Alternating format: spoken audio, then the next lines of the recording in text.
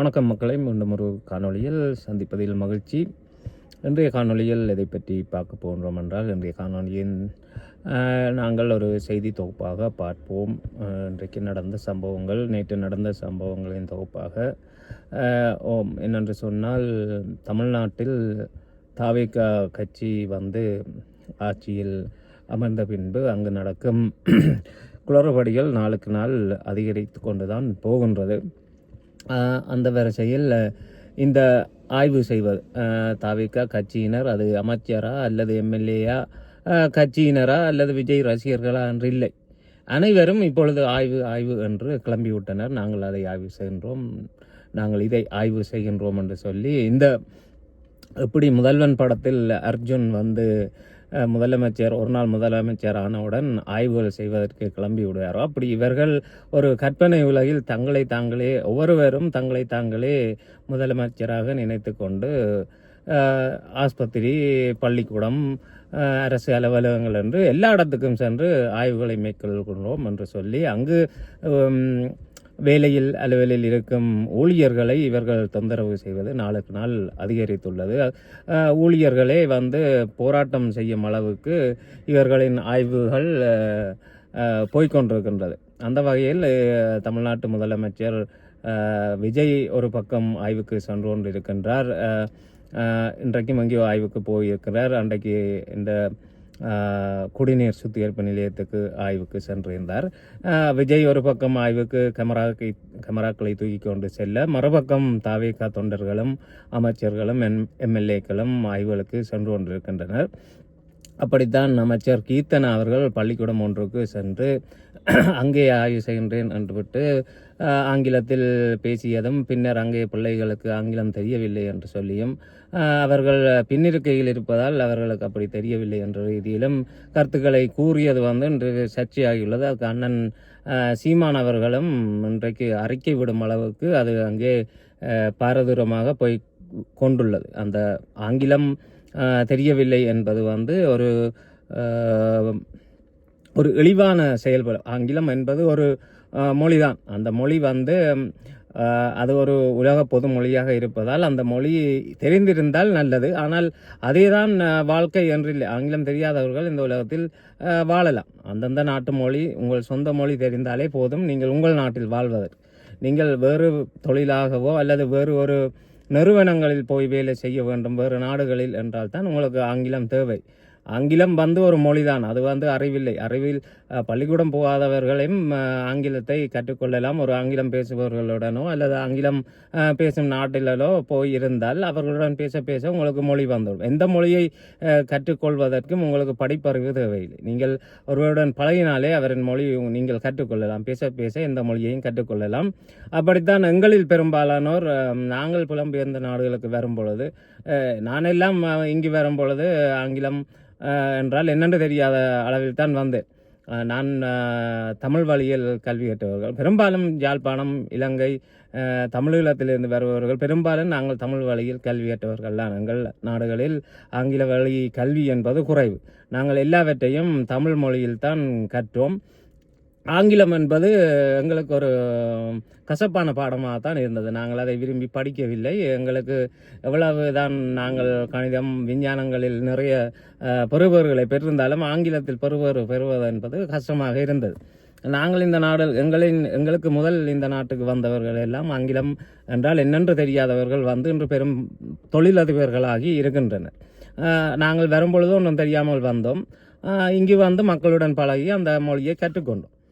அப்படி கற்றுக்கொள்ளலாம் இந்த ஆங்கிலத்தை. அதுக்காக ஆங்கிலம் தெரியவில்லை என்று ஒரு அமைச்சரே போய் அங்கு நின்று இப்படி சிறு பிள்ளைகளிடம் கதைப்பது வந்து ஏற்றுக்கொள்ளக்கூடியதல்ல. அண்ணன் சீமான் அடிக்கடி சொல்வது போல் ஆங்கிலம் என்பது ஒரு மொழிதான், அது வந்து அறிவல்ல. எந்த மொழியும் நீங்கள் கற்றுக்கொள்ளலாம். நீங்கள் போய் அந்த மக்களுடன் பேசி பழகினால் கற்றுக்கொள்ளலாம். ஆனால் இணையதளத்தில் அந்த அமைச்சரையே போட்டு வறுத்தெடுக்கின்றனர். சாட்டை துறைமுருகன் போன்றோர் இன்னும் பலர் வந்து அவா பேசும் ஆங்கிலத்தையே ஒரு ஆங்கிலமும் அவா பேசுவது இலக்கணப்படி இல்லை, எல்லாம் பிழையாக பேசுகின்றார். தெரியாத ஆங்கிலத்தை ஏன் இவ்வளவு கஷ்டப்பட்டு கதைக்க வேண்டும்? தமிழ்நாட்டில் தானே இவர் அமைச்சர், தமிழில் கதைச்சாலே போதும். இப்போ ஒரு பன்னாட்டு நிறுவனத்துக்கு இவா போய் கதைக்க வேண்டும் என்றால் இவா தமிழில் கதைச்சாலே அங்கே அதை மொழிபெயர்த்து சொல்ல அவர்களுக்கு ஆக்கள் இருக்கின்றது. இவா தமிழ்நாட்டு அமைச்சர், தமிழ் தான் இவாவுக்கு முக்கியமான மொழி. இவா தமிழில் கதைச்சாலே போதும். அவர்களுக்கு வேண்டுமானால் அவர்கள் மொழிபெயர்த்து தெரிந்து கொள்ளட்டும் இவா என்ன சொல்ல வருகின்றார். அதுதான் எல்லா நாட்டும் எல்லா நாட்டு அரசியல் நிகழ்வுகளில் நடப்பது. இப்போ புடின் ஒரு இடத்துக்கு போகின்றார் என்று சொன்னால் அவர் ரஷ்ய மொழியில் தான் கதைப்பார். மற்றவர்களுக்கு அது மொழிபெயர்த்து சொல்ல அங்கே தொழில்நுட்பம் இருக்கின்றது. யாரும் தெரியாத ஒரு மொழியை கஷ்டப்பட்டு கதைச்சு விளங்கப்படுத்த வேண்டும் என்ற அவசியம் எங்கும் இல்லை. இப்பொழுது தொழில்நுட்பம் வளர்ந்திருக்கும் இந்த காலத்திலும் நீங்கள் போய் உங்களுக்கு ஆங்கிலம் தெரியவில்லை என்று சொல்வது வேடிக்கையான ஒன்று. எந்த மொழியும் இப்பொழுது தெரிந்திருக்க தேவையில்லை. நீங்கள் டிரான்ஸ்லேட்டில் போட்டு விட்டாலே அதே மொழிபெயர்த்து சொல்லும் உங்களுக்கு மொழி. உங்கள் கைபேசியில் எல்லாம் வந்துவிட்டது. நீங்கள் எந்த லெட்டர் வந்தாலுமோ எந்த மொழியில் வந்தாலுமோ அதை உடனேயே மொழிபெயர்த்து உங்கள் மொழியில் சொல்லக்கூடிய தொழில்நுட்பம் வந்துவிட்டது. இதை போய் தெரியவில்லை என்று சொன்னால் பேசாமல் இருக்க வேண்டியதானே. தெரியாத மொழியில் பிழையாக கதைத்து ஏன் மொக்கினப்படுவான் என்பதுதான் அனைவரின் கருத்தாகவும் இருக்கின்றது. உங்களுக்கே ஒரு மொழி சரியாக தெரியவில்லை, ஆனால் நீங்கள் போய் பள்ளி பிள்ளைகளிடம் அவர்கள் மனம் கோணும்படியான கருத்துக்களை கூறுவது ஏற்றுக்கொள்ளக்கூடியதாக இல்லை என்பதுதான் அனைவரும் கருத்தாக இருக்கிறது. அதனால் தான் அண்ணன் சீமானும் இன்று கண்டனங்களை தெரிவித்திருந்தார் அந்த அமைச்சருக்கு.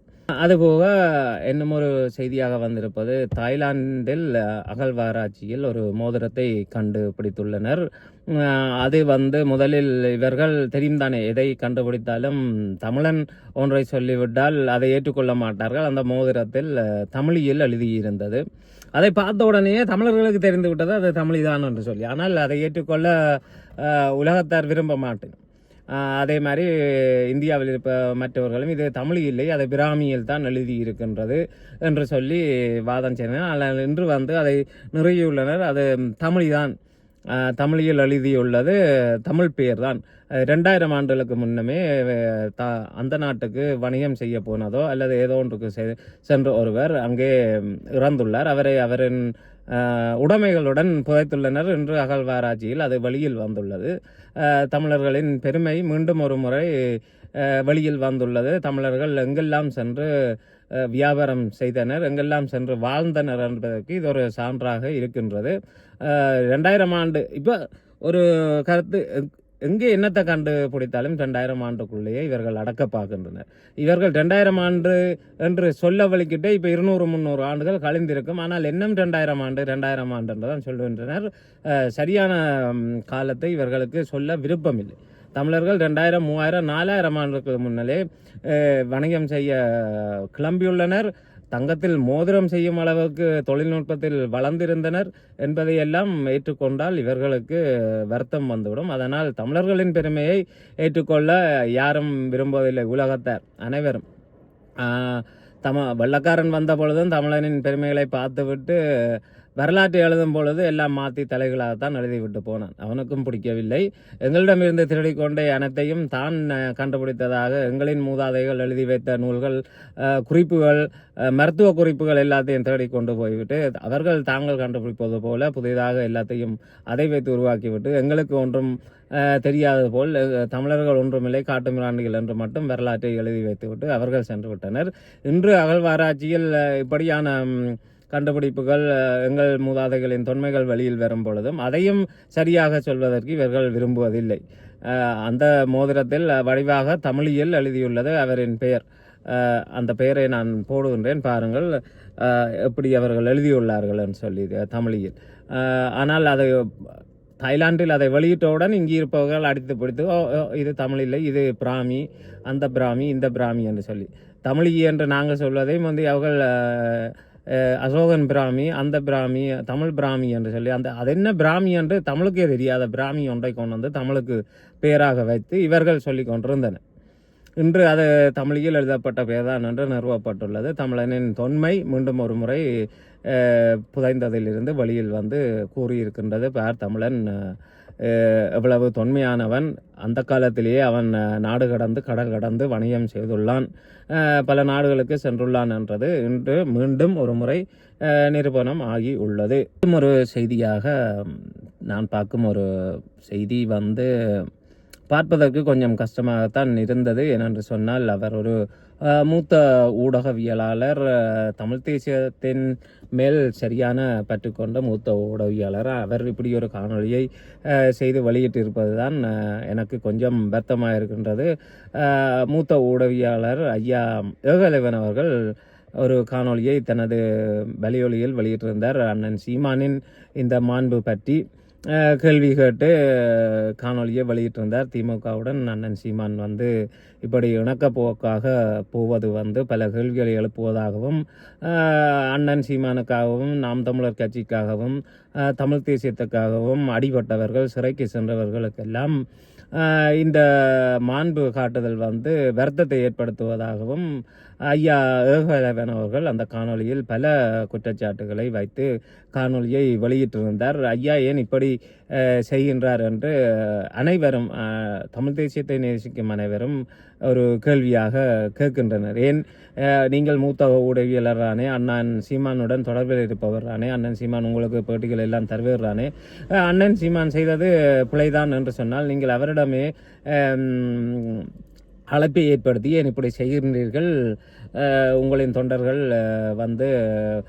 வேதனைப்பட போகின்றனர், நீங்கள் இப்படி செய்வது எனக்கு பிடிக்கவில்லை, இப்படி செய்யாதீர்கள் அப்படி என்று சொல்லி நீங்கள் உங்கள் கருத்துக்களை சொல்லியிருக்கலாம். நீங்கள் மூத்த ஊடகவியலாளர் என்ற போர்வையில் அண்ணன் சீமான் உங்களின் கருத்துக்களை உள்வாங்கியிருப்பார். ஆனால் நீங்கள் ஒரு காணொலி செய்து பாரிசாலன் போன்றவர்கள் போல் குற்றஞ்சாட்டுவது போல் ஒரு காணொலி செஞ்சு அதை பொது வழியில் விட்டு இல்லாதது ஒன்றை உருவாக்கம் செய்வது போல் தான் இருக்கிறது. நாம் தமிழர் கட்சி தொண்டர்களோ அல்லது அந்த சிறைக்கு சென்றவர்களோ, நாம் தமிழர் கட்சிக்காக பாடுபட்டவர்களோ எந்த தொண்டர்களும் பொது வழியில் சொல்லவில்லை அண்ணன் சீமான் செய்வது பிழை, நாங்கள் இதை ஏற்றுக்கொள்ளவில்லை, இது என்ன மாண்பு என்று சொல்லி யாரும் கேட்டதாக எந்த தகவலும் இல்லை.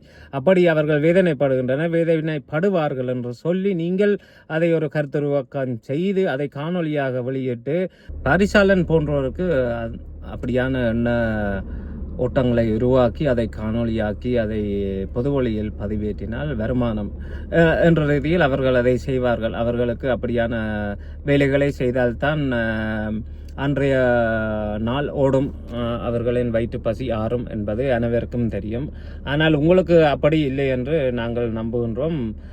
நீங்கள் இப்படியாக இந்த காணொலியை செய்து வெளியிட்டது உண்மையில் அண்ணன் சீமான் செய்ததில் தொண்டர்களுக்கு மனச்சோர்வு ஏற்பட்டதோ இல்லையோ, காயம் ஏற்பட்டதோ இல்லையோ, ஆனால் உங்கள் காணொலியை பார்த்து தொண்டர்களுக்கும் ஆதரவாளர்களுக்கும் மனச்சோர்வு ஏற்பட்டது என்பது உண்மை.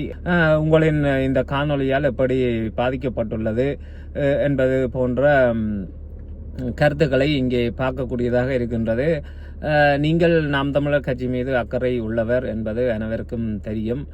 தமிழ் தேசியத்தின் மீதும் பெரிதும் அக்கறை உள்ளவர். நீங்கள் எந்த பக்கமும் திராவிட கட்சி பக்கமோ அல்லது தேசிய கட்சி பக்கமோ சாராமல் எப்பவும் தமிழ் தேசியத்தின் பக்கம் நிற்பவர் என்பது எங்களுக்கு எல்லாம் தெரியும். ஆனால் நீங்கள் இப்படி ஒரு கருத்துருவாக்கம் செய்து காணொலியை வெளியிட்டது தான் கொஞ்சம் கவலை அளிக்கின்றது. மற்றும்படி உங்களில் எந்த வருத்தமும் யாருக்கும் இல்லை. நீங்கள் அண்ணன் சீமானுடனே நேரடியாக பேசியிருக்கலாம் இதை இட்டு என்பதுதான் அனைவரின் கருத்தாக இருக்கின்றது. இப்படி காணொலியை வெளியிட்டு இதோ பார் தமிழ் தேசியர்களுக்குள்ளேயே முரண்பாடுகள் ஏற்பட்டுவிட்டது சீமானின் மாண்பு பிரச்சனையில், சீமான் செய்வது பிழை போல்தான் இருக்கின்றது, மற்ற எதிர்த்தரப்பு எப்படி ஒரு கருத்துருவாக்கத்தை ஏற்படுத்துகின்றதோ அதற்கு வலு சேர்க்கும் முகமாகத்தான் நாங்கள் எங்களுக்குள் சண்டை பிடித்து எங்களுக்குள் கருத்து வேறுபாடு இருப்பது போல் காணொலிகளை வெளியிட்டால் அவர்களின் கருத்துக்களை வலுப்படுத்துவதாகத்தான் இருக்கும் என்பது எனது கருத்து. அதைத்தான் நிறைய பேரும் அங்கே கருத்தாக எழுதுகின்றனர். நீங்கள் வருங்காலங்களில் இவற்றை சரிபார்ப்பீர்கள் என்று நம்புகின்றோம். ஐயா ஏகலைவன் அவர்கள். மக்களே, இவ்வளவுதான் இன்றைய காணொலியில் ஒரு தொகுப்பாக வெளியிட்டிருந்தேன். உங்கள் கருத்துக்களையும் இங்கே தெரிவித்து விடுங்கள். ஐயா ஏகலைவன் அவர்கள் செய்தது சரியா, இப்படி பொது வழியில் விமர்சனம் செய்கின்றேன் என்று சொல்லி நாம் தமிழர் கட்சி மீது இப்படி ஒரு கருத்தை வைத்துள்ளார், அண்ணன் சீமான் மீது இப்படி ஒரு கருத்தை வைத்துள்ளார். தொண்டர்கள் வந்து கவலைப்படுவதாகவும், தொண்டர்கள் கவலைப்பட்டால் அதை நேரடியாக அண்ணன் சீமானிடம் சொல்லியிருப்பார்கள், நேரடியாக அவர்களே அங்கே பதிவுகளை போட்டிருப்பார்கள். இங்கே அண்ணன் சீமான் காட்டும் மாண்பை பற்றி கதைப்பதெல்லாம் யாரென்று பார்த்தால் தாவேகா கட்சியினர்.